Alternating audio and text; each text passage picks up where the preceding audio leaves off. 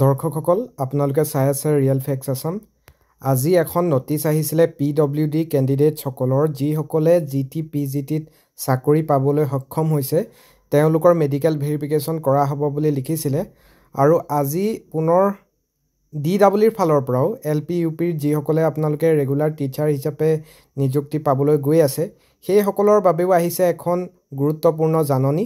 এই জাননীখন DW বিভাগৰ পৰা আহিছে আৰু ইয়াত লিখিছে যে in pursuance of the advertisement A and B bhide number E573000628 E573000632 dated 8/1/2025 for recruitment of regular teacher of LP and UP schools under DW Assam. It is for information of the following person with disabilities candidates that the physical document verification will be held as follows. Date to dia hoise 17/11/2025, time to dia hoise 10 AM to 5 PM.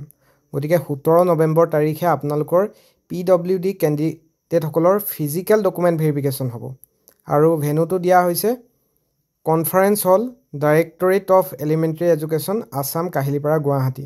আপোনালোকৰ পৃথককৈ যিহেতু stay কৰি ৰখা হৈছিলে গতিকে আপোনালোকৰ document ভেৰিফিকেশ্যনৰ বাবে invite কৰা হৈছে আৰু লিষ্টখন প্ৰকাশ পাইছে 10 বজাৰ পৰা 1 বজালৈকে টেবুল 1ত কোনসকলে আছে চাই ল'ব। ইয়াত লিষ্টটোত টেবুল 1ত যথেষ্ট বেছি আছে আৰু 10 বজাৰ পৰা 1 বজালৈকে 99 জনক ৰখা হৈছে আৰু 2 বজাৰ পৰা 5 বজালৈকে ইয়াত টেবুল নাম্বাৰ একেই হয় 2 নম্বৰ টেবুলত ৰখা হৈছে পিছবেলা আৰু 100ৰ পৰা ৰখা হৈছে 2 বজাৰ পৰা 5 বজালৈ 101ৰ পৰা ৰখা হৈছে 100ৰ পৰা। গতিকে এইখিনি লিষ্ট আৰু এইদৰে আপোনালোকে যদি চাই পুনৰ ডকুমেণ্ট ভেৰিফিকেশ্যনৰ টাইম আপোনালোকে বৰ্ডৰ ৱাইজ চাই ল'ব পাৰিব 2 বজাৰ পৰা 5 বজালৈ এইদৰে আপোনালোকে লিষ্ট গোটেইখন চাই ল'ব।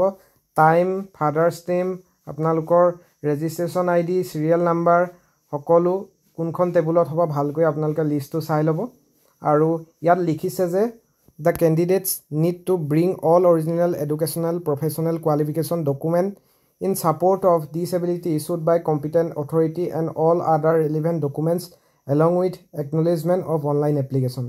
আপোনালোকে যেটো অনলাইন কৰিছিলে অনলাইন এপ্লিকেশনৰ কপিটো তাৰ লগতে সকলো আপোনালোকৰ এডুকেশনাল অৰিজিনাল ডকুমেন্ট লাগিব।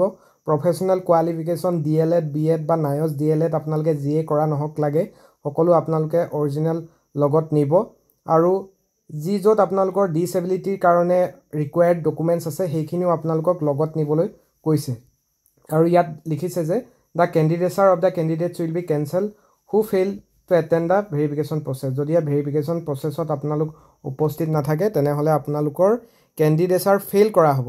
গতিকে এইটো এটা যথেষ্ট উল্লেখযোগ্য জাননী হয় আৰু আপোনালোকে এই নটিচটো আমাৰ টেলিগ্ৰাম চেনেলত পাই যাব।